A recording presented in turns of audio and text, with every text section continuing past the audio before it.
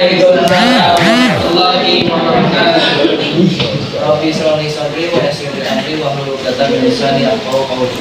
Rabbi zidni ilman warzuqni hikmah wa rahmatika ya arhamar rahimin. Pertama-tama marilah kita panjatkan puja dan puji syukur kehadirat Allah Subhanahu wa taala yang telah memberikan banyak kenikmatan kepada kita sehingga kita dapat berkumpul di tempat yang semoga dimuliakan Allah Subhanahu wa taala. Salawat serta salam marilah kita panjatkan kepada junjungan Nabi besar kita Muhammad sallallahu alaihi wasallam, pada keluarga, sahabat dan kita sebagai umatnya hingga akhir zaman. Kami dari kelompok 2 yang menjelaskan rukun iman yang keenam yaitu qada dan qadar Allah. Selanjutnya kepada moderator saya persilakan. Waalaikumsalam warahmatullahi wabarakatuh. Ini saya sebagai moderator. Untuk melanjutkan materi saya lakukan kepada nomor 1 yaitu review.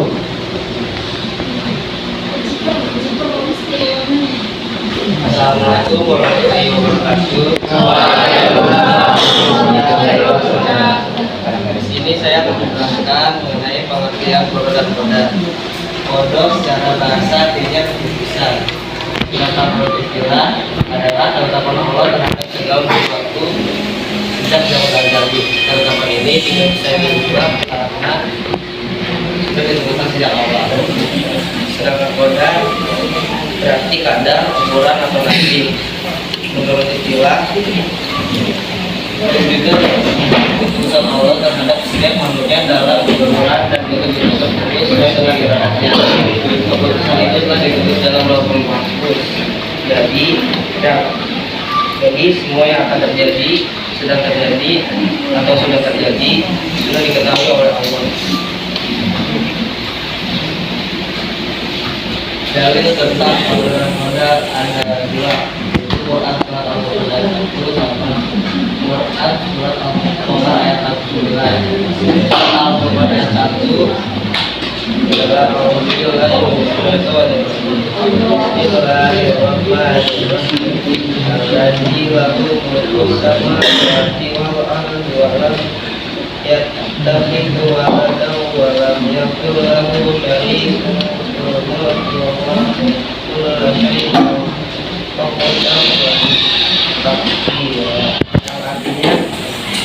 malah adalah takdir yang kaitannya dengan ikhtiar. Takdir malam ini takdir yang bisa dirubah dengan ikhtiar. Contohnya ada seorang siswa yang bercita-cita menjadi arsitek. Untuk mencapai cita-cita itu ia harus berikhtiar belajar dengan tekun agar apa yang dicita-citakan menjadi kenyataan. Dalil tentang takdir malam ialah Inna Allah la yughayyiru ma biqaumin hatta yughayyiru ma bi anfusihim. Artinya sesungguhnya Allah tidak akan mengubah keadaan suatu kaum sebelum mereka mengubah keadaan diri mereka sendiri. Yang kedua adalah takdir mubrom. Takdir mubrom adalah takdir yang tidak terjadi pada diri manusia dan tidak dapat diusahakan. Takdir yang terjadi pada diri manusia dan tidak dapat diusahakan atau tidak dapat ditawar-tawar bagi manusia. Takdir yang tidak bisa diubah. Dalilnya surat Al-A'raf ayat 34. Walikul lakum matil ajal faiza ajaltum jadikan manusia lebih bisa untuk menjadikan diri mereka optimis kepada apa yang diberikan Allah. Jadi kalau tidak sesuai ekspektasi kita tidak perlu pesimis karena takdir Allah itu baik, tapi harus dibarengi dengan ikhtiar karena takdir tidak datang dengan sendiri. Yang kedua ada sikap ikhtiar. Ikhtiar adalah berusaha dengan sungguh-sungguh dan sepenuh hati dalam menggapai cita-cita dan tujuan Allah. Menentukan takdir kita sebagai manusia berkewajiban melakukan ikhtiar. Allah mewajibkan manusia untuk berikhtiar walaupun sudah ditentukan oleh kodanya.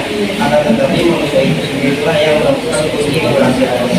Yang ketiga adalah doa. Doa adalah ikhtiar batin yang besar bagi manusia yang menjadi dunia.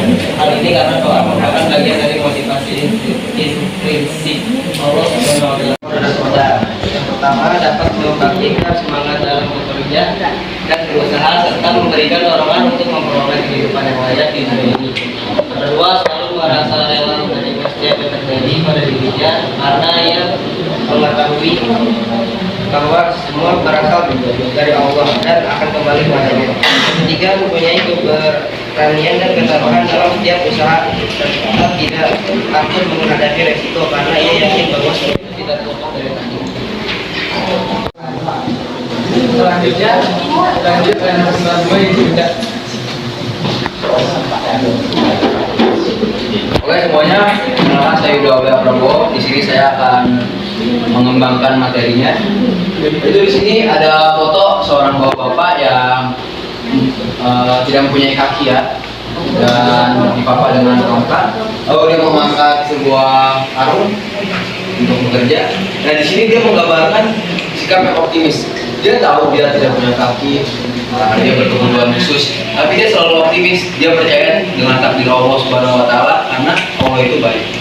Dan yang kedua, dia menggambarkan sikap ikhtiar, yaitu berusaha semaksimal mungkin dan sepenuh hati untuk menggapai cita-cita dan keinginan dia. Lalu dia menggambarkan sikap tawakal, yaitu dia menyerahkan sepenuhnya takdir dia kepada Allah Subhanahu Wa Taala karena dia yakin Allah tidak akan jahat kepada dia. Dia selalu yakin dan optimis kalau Allah tahu yang terbaik buat dia. Jadi mungkin sekian pengembangan materi yang saya sampaikan. Wassalamualaikum warahmatullahi wabarakatuh. Narasumber yang telah menjelaskan bagi teman-teman yang masih belum paham atau ada yang ingin ditanyakan.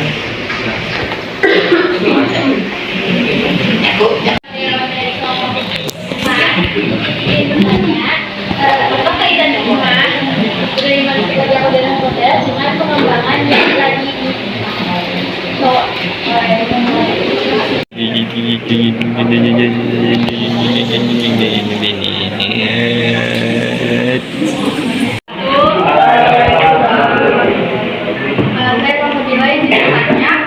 bagaimana cara kita untuk membangkitkan semangat dalam bekerja atau berusaha.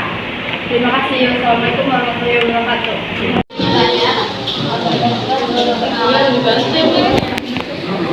Kemudian saya ada dari Bomokan. Jadi bertanya gimana cara kita punya keberanian untuk menjalani satu usaha di saat kita tuh takut buat resiko.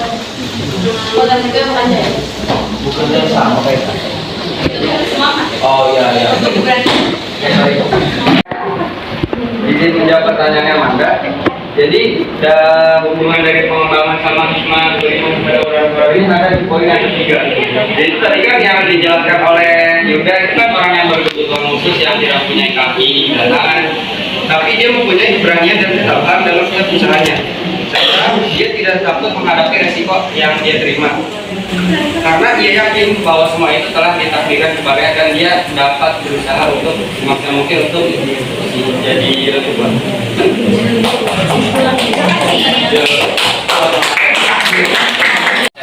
Jadi cara kita membangkitkan semangat berusaha tuh bisa dengan cara kita menemukan inspirasi dari orang lain, entah kita dari internet, dari referensi atau bagaimana di YouTube, di internet kan banyak tuh buat cari inspirasi itu.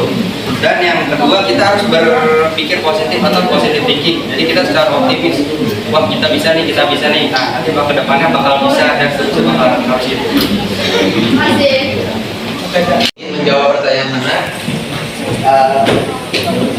Tadi pertanyaannya bagaimana cara untuk Mempunyai keberanian. ya mempunyai keberanian. Yaitu jawabannya dengan sikap optimis. Karena dengan optimis kita tidak menjadi pesimis dan tidak perlu meragukan takdir yang Allah sudah takdirkan kepada kita. Jadi kita selalu berani nih, udah yakin gue gini berani.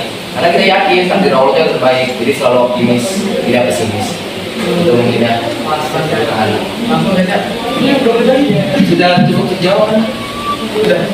Ya. Tapi kalau kita masih pesimis gimana? Kalau masih takut buat menjalani usaha.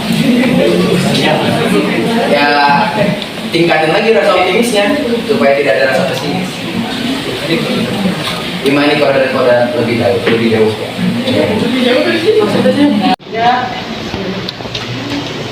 Oh ya, saya lupa quotes-nya. Jadi ada sebuah quotes yaitu setiap orang memiliki takdirnya sendiri. Satu-satunya keharusan adalah mengikutinya, menerimanya kemanapun itu menuntunnya. Jadi itu sekian. Terima kasih.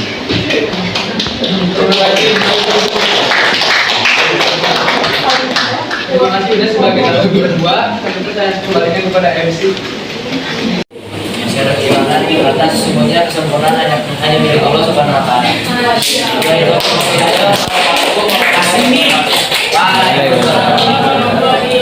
Terima kasih semuanya.